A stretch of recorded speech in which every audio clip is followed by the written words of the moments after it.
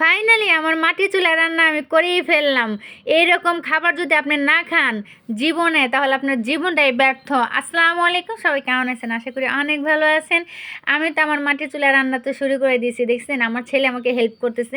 আমি আগুন ধরাতে পারতেছি না, তো আমার ছেলে আমাকে আগুনটা ধরাই দিছে। যাই হোক, এদিকে আমি সব মশলা পেস্টটা দিয়ে দিলাম, কাঁচামরিচ দিয়ে দিলাম।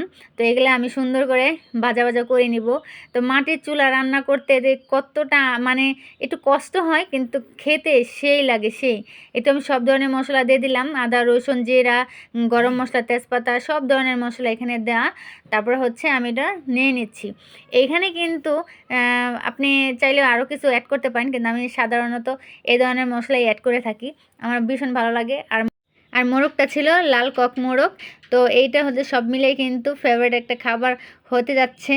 রান্নাটা তো প্রায় দেখেনি, কালারটা কি আসছে, কি জোশ একটা কালার আসছে। আমি টমেটো দিয়ে দিচ্ছি, কারণ টমেটো দিলে আমার কাছে গোস্তের ভিতরে খুবই ভালো লাগে। আর এই হচ্ছে আমাদের বাড়ির বাইরে এই অংশটার ভিতরে আমি চুলাটা এনে এখানে বসাইছি।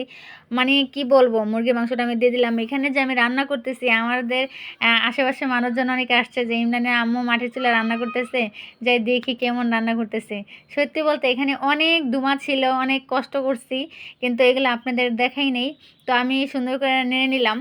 যাই হোক, মনে করেন যে আমি অনেকবার কষ্ট করে এটা চুলাটা ধরাতে পারছি, অনেকবার নিয়ে গেছে, আমার চোখে অনেক পানি চলে আসছিলো। কী করার আছে, রান্নার জ্ঞানটা মাশাল্লাহ। এই বিশ্বাস করেন, যদি একবার রান্না করে খান মাটির চুলায়, যারা শহরে আছেন বিশেষ করে তারা আপনারা ট্রাই করে দেখবেন, অসাধারণ খাবার। আমি আলুটা দিয়ে দিলাম। আলুটা নতুন আলু ছিল, এই আলুটা কিন্তু খুব মজাদার, মানে খাইতেও খুব ভালো লাগতেছিল। আর গ্যারানটা শোনার পরে তো কি বলবো। এইদিকে মনে করেন আমার বাচ্চার বাবা গ্যারান শুই নেই, পাগল হয়ে গেছে। এখন বলতেছে যে আমি ভাত খেতেছি, আমাকে মাংস তরকারি দাও। এখান থেকে আমার চুলাই থেকে বাইরে দিতে হইলো। যাই হোক, ওনাদের গ্যারানে ওনার পেট ভরে গেছে যে আমাদের খেতেই হবে। যাই হোক, আপনাদের মাঝে একটা ছোট্ট গল্প শেয়ার করি। আমার যখন বিয়ে নতুন হয়, তখন হচ্ছে আমার শ্বশুরে একটা পাঙ্গাস মাছ পাঠাইছে, বলছে যে আমাকে রান্না করে একটার ভিতরে খাবার পাঠিয়ে দেবা দোকানে। তো আমি তো রান্না করতে গেছি, তখন তাদের মাটির চুলা ছিল, আমি আর চুলা ধরাইতে পারতেছিলাম না। তো আমার জামা আসছে খাবার খাইতে, এখন দেখে রান্নাই করতে পারি নাই। পরে দুজনে মিলে জিলা রান্না করলাম। তারপরের দিনকে আমার জামা আমার গ্যাসের চুলা এনে দিচ্ছে, গ্যাসের বোতল এনে দিচ্ছে, তারপর আমি রান্না করে ওখান থেকে খাই। যাই হোক, এত বছর পর আমি রান্না করলাম মাটির চুলায়, খুবই আনন্দ লাগতেছে। আমার দুইটা ছেলে নিয়ে আসছি, আমার দুইটা ছেলে এখন খাবে। আমার দুই ছেলে যেহেতু, মাশাল্লাহ, আমার দুই ছেলেরা আমি বাইরে দিতেছি। ছেলেরা বলতেছে মাশাল্লাহ আম্মু অনেক মজা হয়েছে, অনেক দেখতে অনেক সুন্দর।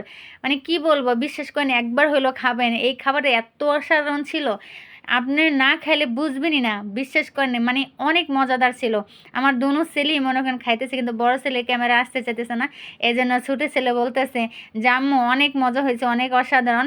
যাই হোক, ভিডিওটা কেমন লাগছে অবশ্যই কমেন্টে জানিয়ে যাবেন। আল্লাহ হাফেজ।